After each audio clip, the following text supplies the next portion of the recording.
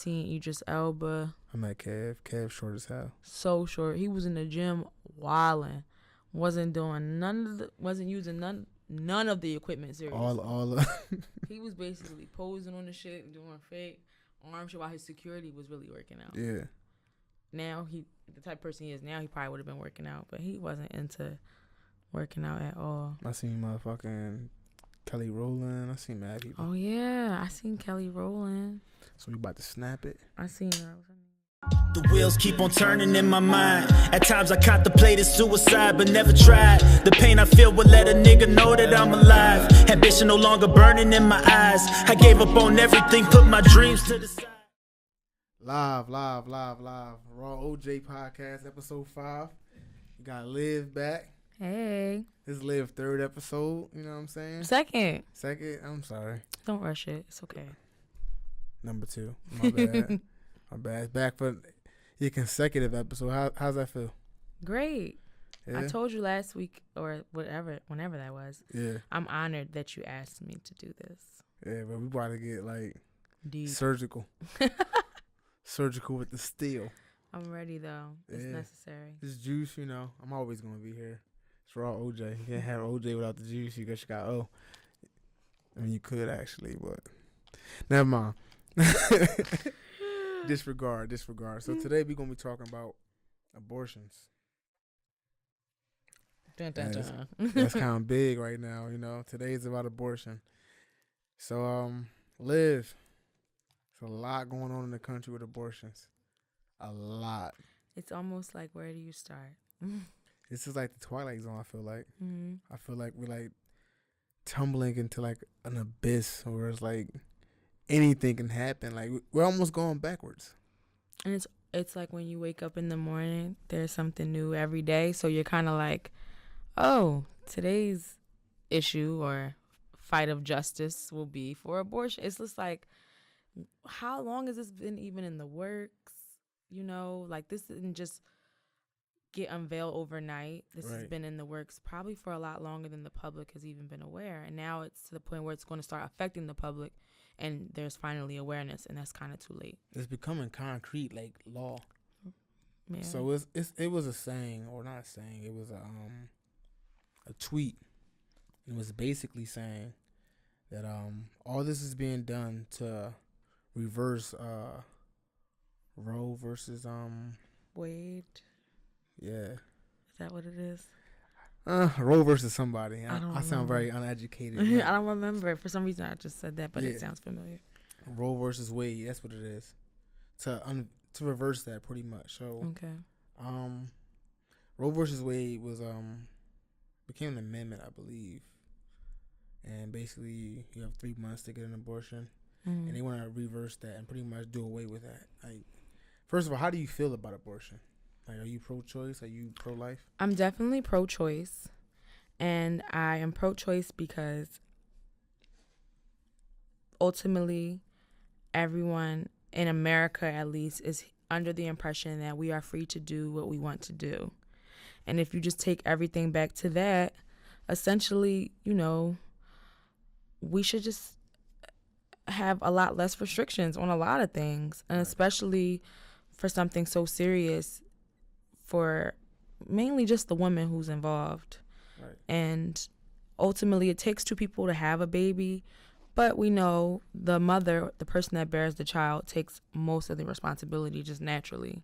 Right. So it's pretty unfortunate that, especially seeing these decisions be made by predominantly males of one background, it's kind of upsetting to see that these men have the power to ultimately affect just women alone. I find it very ironic that it's like it's people that's voting on this have no ability to either, or desire for that matter, to raise a family, right, to even get somebody pregnant, or it's not going to affect them in their lifetime, more or less. But they're the ones making the decisions for these women. Well, predominantly men, older white men making these decisions. And some of that comments, I don't know if it's exactly true, but it hasn't been found to be false either. I'm not gonna say I didn't care to do the homework. It was just like I was so repulsed by it. There was a couple comments they made about like rape in general, saying that if it was God's will, right, and making it seem like just making the victim even feel slightly at fault is never okay. Exactly. Or making them feel like, okay, well, this is what happened to you. You have to deal with that. That's just never okay. Right. And a lot of these people are fortunate enough to be in the positions they are in because someone bailed them out. Yeah. Because these men are overprivileged, especially, and so disconnected from reality, from most people's reality, I don't think it's right at all. It's not right. Definitely not right. Like, I don't even agree with like them being able to be in position to make that decision.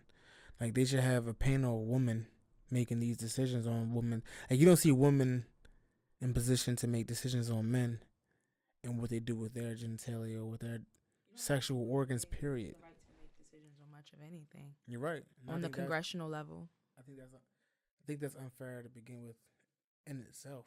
And like the ACLU, for example, and Planned Parenthood, now they're raising so much awareness to this issue, you know what I mean, and trying to get involvement. ACLU is, filing lawsuits and stuff like that. But it's just like, why weren't, if the best interest at heart here was for the women and the families, why weren't these organizations involved in figuring out a way to maybe compromise, right? Come to a common ground between completely outruling what we currently have and improving what we currently have. Right. There should be meetings in place with people from both sides of the spectrum, not just the naysayers. Yeah, but I also feel like it's not even like thought about for a woman to even make that decision. Like, I don't even think like they even considered a woman to begin with. Like, even in the slightest, like they were like, "This is what we want. This is how we're gonna do it." And we made some comments before the show. Who's benefiting from this? Like you said before, like, and since you asked me that question, I still haven't been able to even find a pinpoint in my mind to who could be even slightly benefiting from women basically being robbed of that opportunity or that right to make that decision. Yeah, I can't even formulate a thought to think. It's something that needs to be researched, but it's kind of like, where do you start the research? Because when you think about abortion, and then you think about the connection to, like we were talking about, lobbyists and things like that. It's almost like, what industries would have the interest to have anything to do with this topic? But because there's a lot of money in medicine and anything that goes along with, that industry, who knows? Who knows who could be benefiting off of this? Or who knows? The health industry, that's all I can think. Yeah, and there's so many corporations connected to the health industry. AT&T, Coca-Cola. That have nothing to do with the health industry. Yeah. Just money ties. Well, I was taking a food class and I found that the diet that they promoted with the milk and meat, the dairy, all that big diet. They had a big campaign for drinking milk, milk. Little, what is it, the pyramid and stuff? Yeah. Orchestrated, more or less. False propaganda. Yeah, to make sure that you stay sick in a way. Because now we're in this information society. We're in this information society where a lot of people are even transitioning into a full vegan lifestyle. Yeah. Let alone, like in my household, I never ate pork or beef in my life. And more importantly, me and a lot of the people I surround myself with, we don't even use dairy really, besides like cheese. But like, the common milk now in people's house isn't from a cow. Right. A lot more people are using almond milk and things like that because we've been so force-fed to believe dairy was good for us. Yeah. And it's like, now there's so many statistics that prove this is actually false. Yeah, but it's the angle. So, like, and that goes back to the abortion. Like, what is the angle? Like, I still don't understand why. Like, why did this... And maybe I haven't been paying attention as close as I should have, but I feel like it just came out of nowhere. We're all guilty of that on a lot of different topics.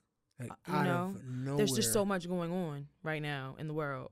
And I'm kind of embarrassed because for a long time in my life, like even reaching up to like probably like late 2018 or early 2019, for saying that I'm impartial to politics. I don't really care about them. Mm-hmm. And like just this little stuff I'm finding out as this year goes on, how idiotic and immature that stance is. Right. That's why most people take the stance that you said, though, and feel like I'm just impartial to it. Like they don't have the interest to even dive into what politics consists of right now, because it's such a mess and there's so many phony pawns in the game. You know, it's like some people just like, you know, they're going to do whatever they're going to do regardless. It's written almost is the energy with most people. I mean, I can't disagree with that either. Because there's no way you can possibly say definitively that if I vote this way, that my vote's going to count. I'm going to make a change. Yeah. But let's take it on this way. Is our responsibility to try, though? Let's take it on this angle, because we're talking about abortion and we're talking about these people that are in place to make these decisions. They're elected officials. Yeah. People did have the power to put them into position. But did they? That's the question. That's the question to begin with. Like, what were they? That's really where people feel. That's where people feel like they have that power to make those decisions. Like, are they elected or appointed?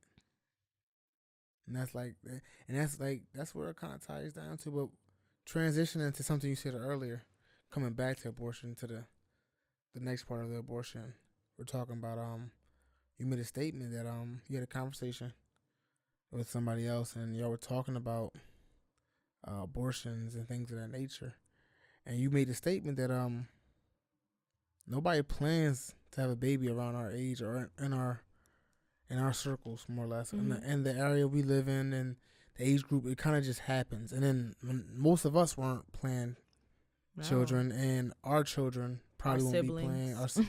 So can we move more into that? Like, yeah, the person pretty much objected my point of view, right, and said that Which was they what?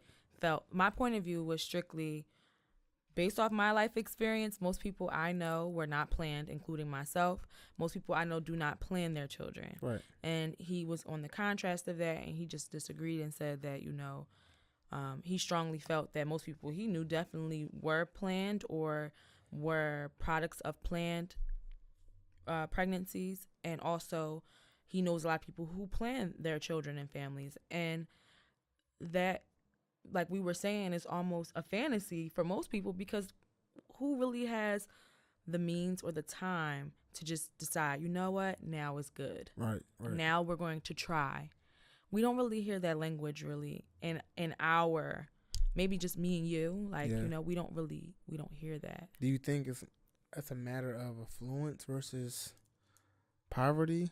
Do you think it's that kind of matter? Like, we weren't even fortunate enough to live in a society where most of our friends' parents, our parents, family's parents could even plan a pregnancy. Well, maybe he came from an area where where there was more families in general, not broken families. Yeah. You know, he came from an area where most people came from 2-parent families where the mom and dad were their mom and dad in the household.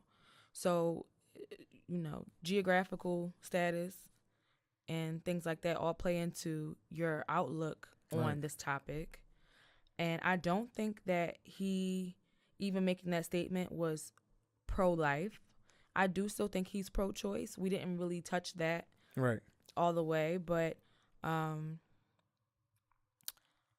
him making that statement, it kind of made me weary, because it's kind of like, you know, like I said to you, he kind of reminded me of these same men who are so out of touch with reality to make these decisions. That has to be their outlook to some extent, to feel like, oh, well, you know, if you're not responsible enough to have this child, like you said, don't have sex. Yeah. That's almost impossible. Yeah, but that's almost the narrative being pushed. Right. Like, oh, you shouldn't have sex. Like, I think it pushes a religious narrative also. Yeah. Because religion is heavily, or I would say our laws are heavily based off of religious point of views. We all know that. Days off, all exactly. And what does religion really, I would say, push with sex. Sex is really to just create children in most religions. It's not supposed to be used for pleasurable experience. Right. So now we're moving into this, or moving backwards into it's that. I feel like they're trying to make sex less liberating. Mm-hmm. Like, it's almost like up until like from like the late 90s up until recent, it's been more of a liberation movement where you're pretty much free to do whatever you want with your body. Body and your sexuality in general. And I feel like that was male dominated, and now that females are becoming more sexually liberated, that they're trying to take that away. And I think that's another angle as well. I also thought about it. I mean, this definitely ties into that. I thought about how the feminist movement in general is just getting so much power.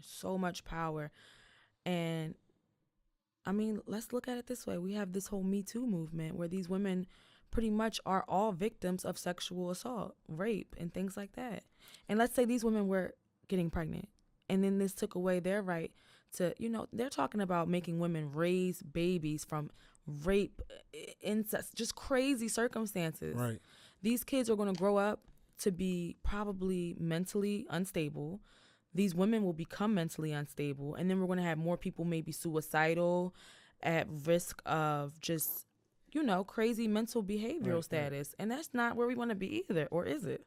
Do we want to have a heavily medicated and sedated society? Maybe. Are we there? I mean, right. when it comes to pills, America's number one. I mean, it's a very, very prevalent business in America. And that's why we think that the medical industry is the number one beneficiary of this. It's the biggest business in the U.S. If these kids are alive, then they're more at risk to get sick. Hey, and make these them kids are more alive. money. You got to think about vaccines. You got to think about treatment, autism, just anything that could possibly happen. Shots. It just opens you up to much more exposure to the health industry. Right. Definitely. Even if it's not you, if it's your child and you had to have that child, now you're forced to be entangled or in bed with the health industry. How? And if you had the child out of one of those circumstances, now you're definitely going to raise the child without the father. Yeah. That's a given.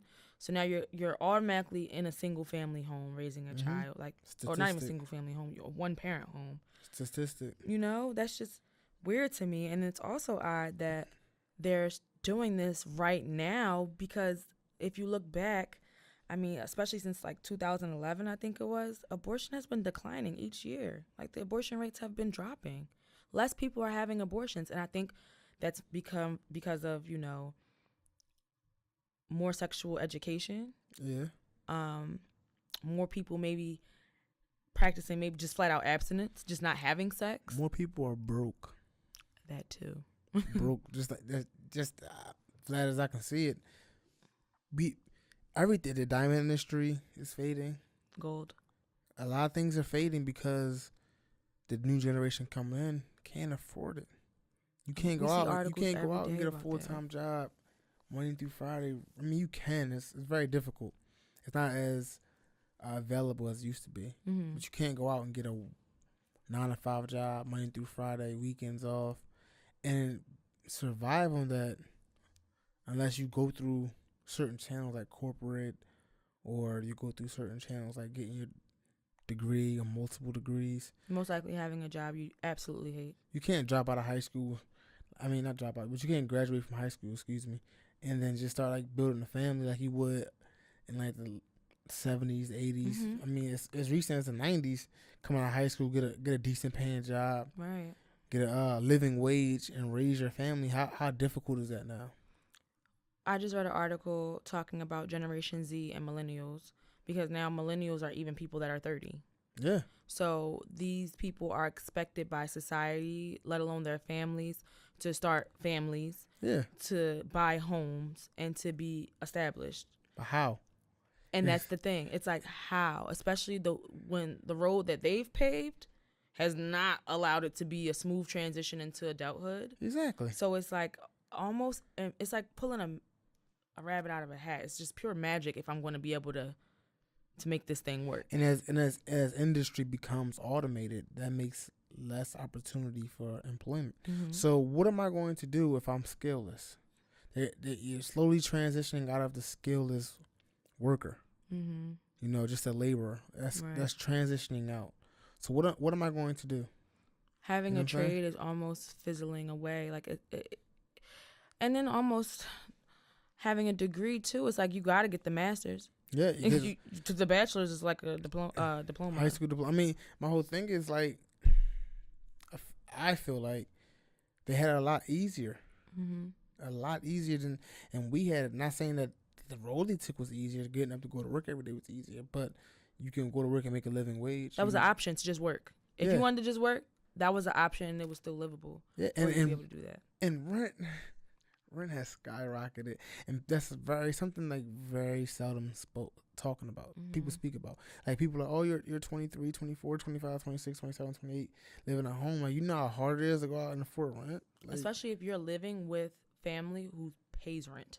Yeah, it's almost like, if I care about generational wealth, yeah, why would I go out and risk more debt for myself, leaving my family struggling already? yeah. And now I'm not even in a position to help them because Right. I'm about to struggle on my own. Exactly. It's a vicious cycle. It and is. I feel like, honestly, it only sometimes takes one person in their family to break that cycle, but that chance is almost 1 in a million right Yeah. now in the times we live in. It was a I don't know, I can't remember where I read it. I gotta start writing this stuff down. But I read something where it says you can only get as far as your parents as they gotten. So if your parents never bought a house, you're not expected to buy a house, more or Mhm. less. You know what I'm saying? Right. So, like, you're only going to get as far as your parents got. Essentially, that's what Mhm. I read in so many words. I can't remember the quote. And if you look at a lot of people, it puts it in perspective for you. Yeah, I mean, none of my siblings. My mom and dad never bought a house, Mine either. and none of my siblings have ever bought a house. My older sister, she bought her house, but I don't think it was a decision she maybe would make again. Like the house that she purchased, maybe the circumstances that she's under, Yeah, things like that. I think it was good for the time. But at the same time, it's like she's not in this generation I'm in either. She's older Yeah. than me, a lot older than me. and I feel like the generation, our parents, and people that age, I'm not gonna blame them for the housing crisis. Housing crisis of before, but that kind of falls on didn't help. them. That falls They on did not them. help. They didn't help at all. That definitely falls on them. So I feel like affluence, or just having money, period. I mean, not even, you don't gotta be affluent. Just having money to be able to make decisions. At whim, spontaneous decisions Yeah. like that are life changing. Yeah. Detrimental decisions like having a child, starting a family, or adding to your already, in place family that you have. That is huge. Yeah. That's so impactful that the average person can't fathom being able to sit and plan that. It just happens to people. I find it astronomical about, I say that word a lot, but I find it crazy that this is even a discussion in today's society. Mm-hmm. That you can sit there and really tell a person that they have to keep that child, or female, more or less, excuse me, a woman. Especially a child that's the product of rape or something like that.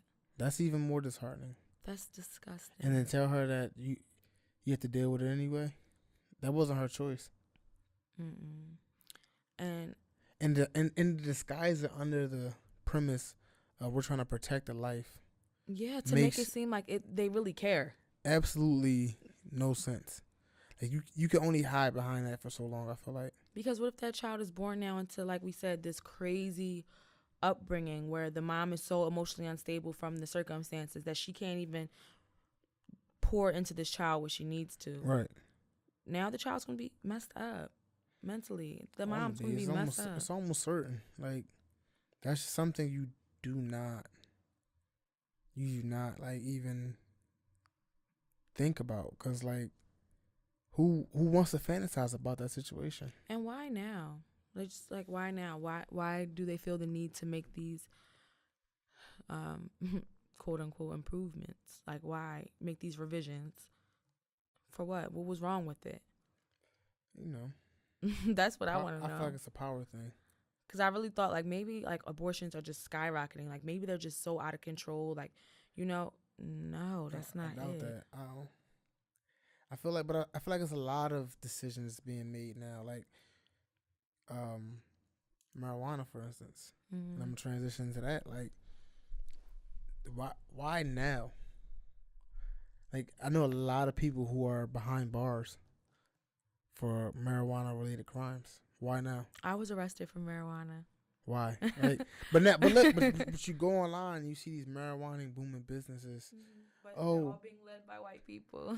Pot brownies, you know what I'm saying? Things like that. I follow someone on Instagram who is a bud tender. He is a mobile drug bud tender. Like, drug dealer. Basically, That's you what can it hire is. him for your wedding. He comes with different strains, different types of bongs and ways of smoking the bud, educates your crowd and everything. He's a drug dealer. He's a drug dealer. Because he's a drug pusher. It's your pusher, man. Because if that was me, even trying to apply for the license, they'd be like, "Sir, if I'm in my car, I'm a bud tender." Tender, bud. Imagine tender. telling somebody that. Yeah, I'm a bud tender. Right. It wouldn't even be half as respected as this guy, you know? Yeah, but I feel like it's like that across the country. It's like, oh, look at this cannabis oil for your hair. Look at this CBD oil for your feet. And I feel like it's just being pushed and pushed and pushed. But when your neighborhood weed man was out here doing it, y'all was A talking gangster. down. Yeah. A thug. Yeah. I think that the weed, you know what? Let's take it back. I think the war on drugs. Yeah. It's not a war on drugs. Come on now. The war on drugs that was brought upon our community, that became the government versus our communities. Right. It became a flat out war against the government versus a set group of people. It's dried up right now. I think it's drying up a lot more than it was. Because they can't import it anymore? As easily, maybe. Because my whole thing, let's be real. Where was it coming from? None of us own land with poppy seeds or the climate here isn't even sustainable to grow these things either. So where does it come from? None of us, half of us, I'm gonna go on a limb and say about 80% of us don't even own a passport. And if you have an aircraft, you gotta have some type of money to own this aircraft and connections to then be just flying drugs freely, you know, from country to country. So like most of us know. You know where it came from. Right. So, but why? Like you said, why now? Why is it such a push to get it legalized now? Because so many white people are being affected. Unfortunately, that's what I think. Yeah. I think a lot of white people are being affected in ways that may be, or maybe the wrong white people are being affected. Or the right ones. The right ones at in the wrong instances. And I think it's maybe exposing some things that they don't want to expose, so they're trying to smooth it over and make it more mainstream. Yeah. But then make it more socially acceptable. It also makes me kind of skeptical. I'm scared, low key, because as a marijuana user, I would not want to use any weed that is taxed by the government. I don't know. Like, I'm nervous about it. Like, if the government gets their hands too heavily involved in the weed, I think because they see how many people really use marijuana, they'll end up, tapping into it, manipulating these strains, and then before you know it, weeds out here having people do the same stuff that bath salts and stuff like that. Yeah, but I mean, it can easily be weaponized, is what I'm trying to say, without blurring the lines too much. It could easily be weaponized in a way that you and I can't even imagine. Right, and that's what I'm nervous about. It can easily be turned into a hallucinogen. It can easily be turned into It can because you can mess with it so much, and I feel like once they get involved, it's never good. Yeah, it's never for the greater good. Yeah. At the end of the day, the money's been there. The money's been It's there. always going to be there, though. Exactly. So why now? That's why I don't really think, like, I was only thinking it was the money because I was like, now there's a lot more awareness on benefits of CBD oils and things like that. So maybe they're realizing, like, the whole war on drugs perspective that they tried to do with marijuana and how they tried to position marijuana to be such a bad thing. They can't really mask it much anymore. Yeah, I was just about to say, I don't think you can hide it with the information society. Yeah, so it's hard to kind of keep making it seem so bad when it's proven to be helping so many people. It's like, all right. I feel like you can't censor it anymore. I mean, you can censor it. I mean, that's once it start, because I believe that's coming too. What? Everything's a slippery slope, like by, more or less putting all these new laws out on governing certain things that have been governed before. They're definitely going to put out. I mean, it's kind of already happening. Net neutrality. They're going to censor our information flow. Yeah, and you can get information. They're not going to cut you off, but it has to be. It's going to be their stamp of approval on the information you can receive. Like, it's going to be filtered through their. Yeah, the gatekeepers. Yeah, pretty much. And I say they. I mean, it's such a broad term. And I don't like it, but I don't know how else to describe it. Just like when we say we. Yeah. It's just like saying they. We know who they is. Yeah. For the most part. You know what I mean? Yeah. So basically, it's like, I feel like it's going to be, even though we'll still maybe have access to it, to the information, I think it's going to be filtered in such a way whereas it could be easily misled. Propaganda. Yeah. So I feel like that's why a lot of this stuff is happening, because information has allowed you to be more educated. And when the bottom starts becoming educated, the top gets worried. Just like when we were talking about the food pyramid and dairy.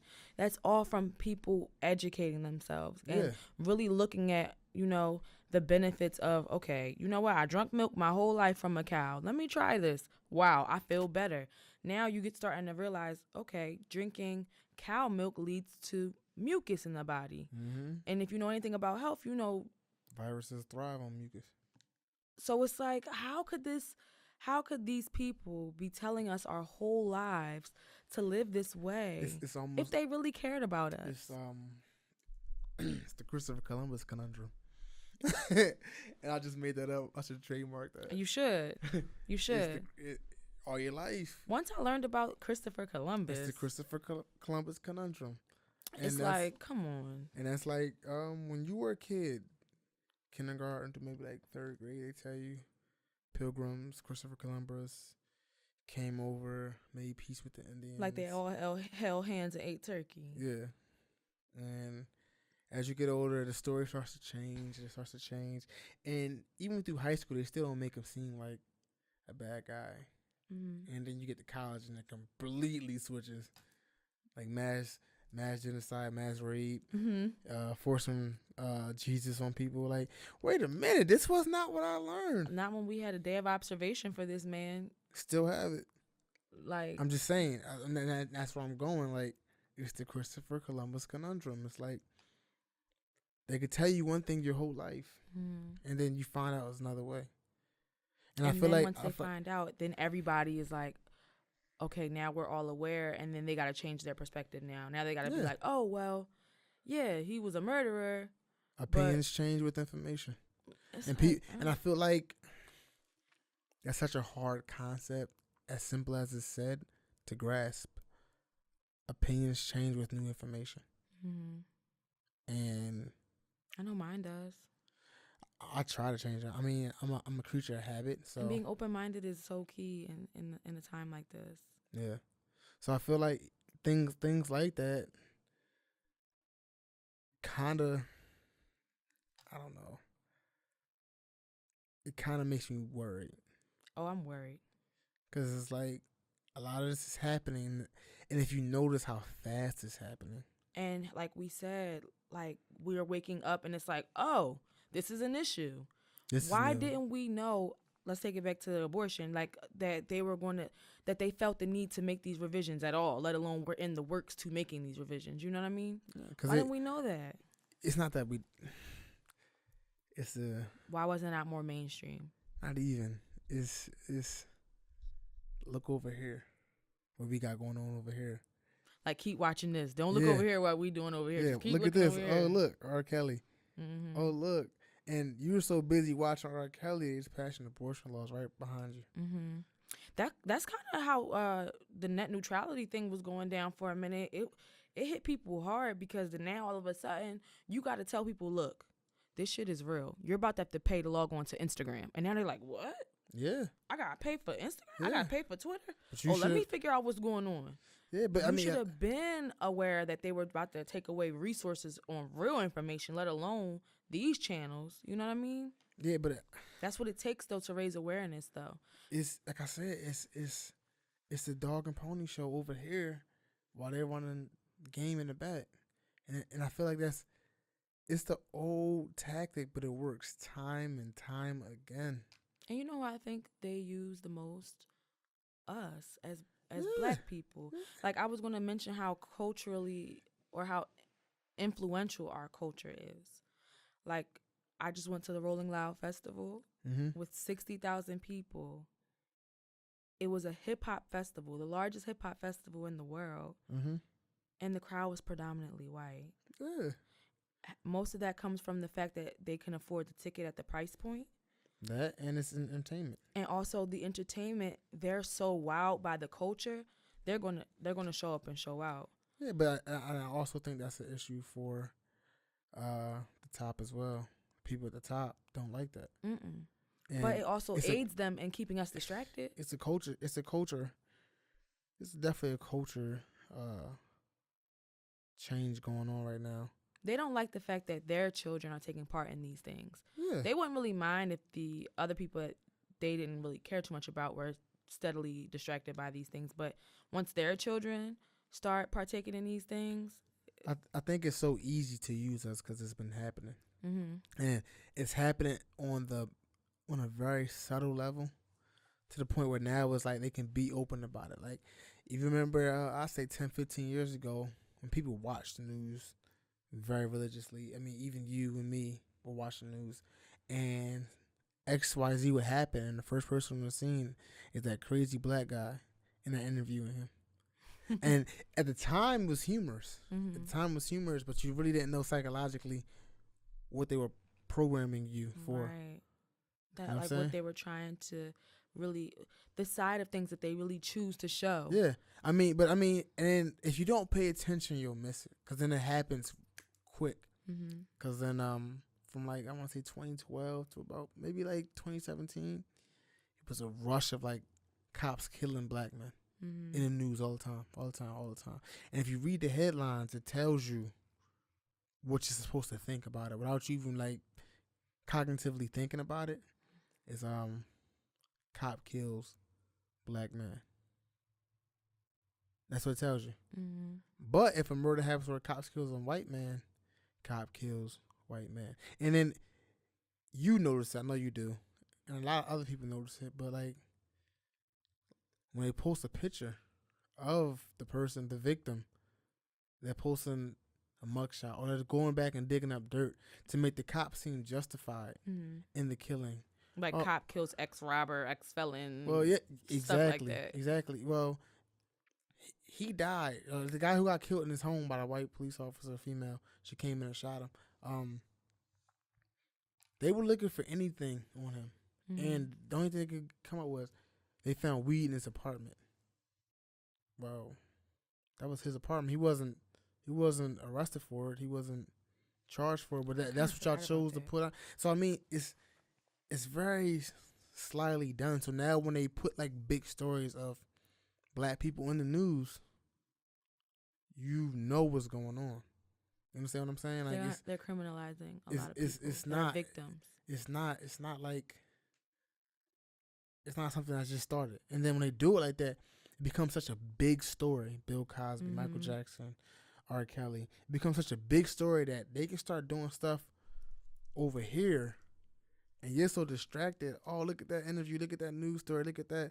Oh, look at LeBron James. Look at this. Look at XYZ. Meanwhile, in the back door, they bring in the new laws that affect you every day. I mean, and I feel the like entertainment is one thing. it's our fault. Yeah, it's one thing that's definitely we can control more. Exactly. I feel like it's our fault because I'm at fault too. Like I said, I've always been impartial to politics. Oh, I don't care about it. But now it's starting to affect me on levels of very, I won't say levels, but on a very intimate level, I should say, to the point where it's like, wait a minute, this is me. This can affect me like right now. And your children, and your children's children, you know? Exactly. But I think like we're not doing a good enough job. Because like it's easy to sit there and point the finger. And yeah, they're playing their part in it too, but I'm also playing my part. Mm-hmm. And if I'm playing my part in this role in the movie, and I know how this movie ends, and we ain't gonna come out on top. That's why we can sit here and kind of say like we're worried. Yeah. You know, we're very worried because every day, like even tomorrow when we wake up, there's gonna be something else. Yeah, but it's easy. And that's why they keep you distracted. New dances, right? And you ever notice? I mean, fashion's another thing. You know what I mean? Music as a whole. It's so much new music. I don't even try to keep up with it anymore. You can't. It's just like when I'm finally over this song or these set of songs or this CD, I'll move on to the next artist. Yeah. You know, I don't even care like on a daily basis to keep up with the music on that. You can't. Rate. You can. It's too much. If you have any type of life, a job, a career, or any type of other interests, those are enough to keep you distracted from what the hell the government is doing. You know. So once you factor in social activity, it's like, when do you have time to stay informed? Yeah. Critically informed. It's almost impossible because as informed as we think we are.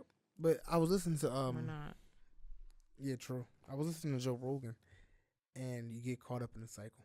And he said it. He was in I forget who he was interviewing. He was interviewing a journalist who did stories on Area 51, Area 52, and the Nazis and XYZ. But and the point he talked about that stuck out a lot to me.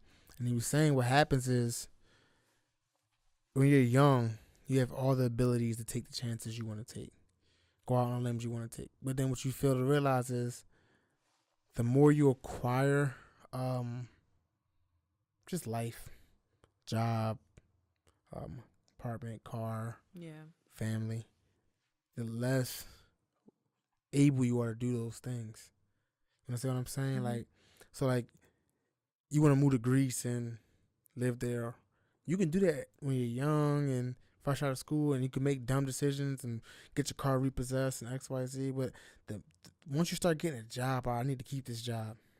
Once you start getting a car, I need to keep this car. And I got to pay for this car. So now have a family. The money that's coming in is going to car, rent, bottles, Pampers, clothes, shoes. Just expenses. You're not even able to play offense anymore. And that's the hamster wheel they get you running on. Mm-hmm. And once you get on that hamster wheel, it's so hard to get off, and it takes discipline. And that's the ultimate distraction right there. You know what I mean? Exactly. Aside from entertainment and everything else. And it's almost like entertainment is an escape, which I was going. That's the direction I was going. Entertainment becomes an escape, whereas you don't even want to deal with real life politics going on because I'm already dealing with the hamster wheel itself. Mm-hmm. So when I get a chance to enjoy, get a laugh or something, or I get a day off and I want to drink till my belly ache and eat as much as I can because I know I got to go back to this hamster wheel.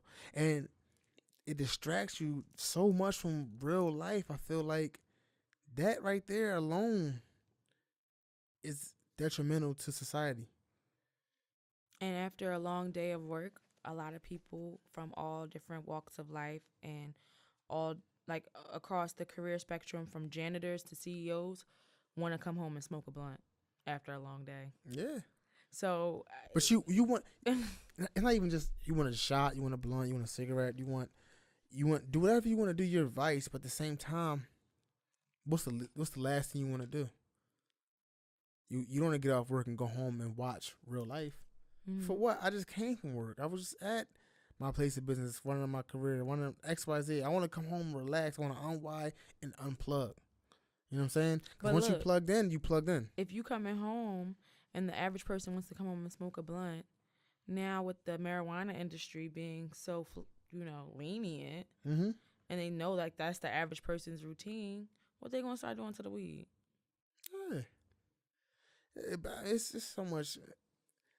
Like you said. That filter's so deep because, I mean, it's just, it's science at its best. And people may not understand when I say that off rip right now, but science at its best. It's taking psychology, years of studying, reviewing patterns, getting the pattern down pat, and then use it to the best of your ability to make it work for you. It's like psychology. And then once they get that, now they're benefiting off you for 60, 70 years. Right, that's so long. Could you imagine the work that went into that? The psychology, the sociology, the chemistry, those 3 things alone, like studying people's behaviors so that they can psychologically evaluate them. Yeah, but then they dumb you down too. Chemically Programming. Provide imbalances. Programming. That's crazy. It's formula. And this is why, like, it's funny. It was a time in my life I couldn't live without TV. I don't even watch it anymore. Yeah. I don't even watch. I don't. Like, I can't tell you what happened in the latest episode of X, Y, and Z because I don't watch. Mm-hmm. Because, like, the more you watch TV, the more you're being programmed. Mm. What do? They feed you with stuff you want. Consume. And when you're not consuming, this is how you should be living. This is how you should want to live. This is how you're not living. Mm-hmm. And making you feel bad about the lifestyle that you have, making you feel less grateful exactly for what you have, making you feel less than because you don't have. And I think that now that even if you don't watch TV, generationally, we don't really watch TV as much as people before us. And there's other ways of programming. This social media. Yeah. And social media now, especially Instagram, has perpetuated that whole you could live like this, or but I feel like lifestyle. you're not even living though, because at that point in time, I'm guilty of it too. I don't post my lowlights. Right. I won't post my lowlights on social media. The day you don't know the time I struggled and I had to go to work. I'm tired. I'm doing this and the third. All you see is me at the vacation. Mm-hmm. You don't see the work I put in to get the vacation. Right. The fruits of your labor. Yeah, but you see. Oh, he's there. Dang, that's what's up. He must got it. You know what I'm saying? But you don't understand. Damn, I had to work 6 months just to even get that. Mm-hmm. You understand what I'm saying? Or sacrifice things to save the money and things exactly. Like that. I only ate breakfast and lunch for like the last 3 weeks, but now I got the money to put for this flight, or I got money. Like, people don't see that the work, and that's the Jordan. They only see Jordan hitting the game when it's shot, but they don't see the hours that Jordan put in the gym, the hours spent honing your craft, discipline to wake up every day on time, get to work on time. People don't see that. Do you think that's the effect of social media? I feel like. Yeah. Do you think that most people in our generation don't even really have that work ethic at all anyway? Because I do. I don't feel like they really even have work ethic, let alone good work ethic. Like, I just don't think it's there. I don't want to say I never say that it's not there. I just think it's untapped. It's there. Right. It's just not being used. It's like wasted potential. It's untapped. Mm-hmm. But I mean, it's made it so easy because instant gratification means you can go from, look at that kid, Lil Nas X. Oh my God. You go from one day being $5 in your account to #1 record in the country, and you're everywhere in everybody's face. That happens, and that right there, that's that one story will perpetuate, or not perpetuate, it would kick off more or less a trend or a cycle where everybody wants to be him.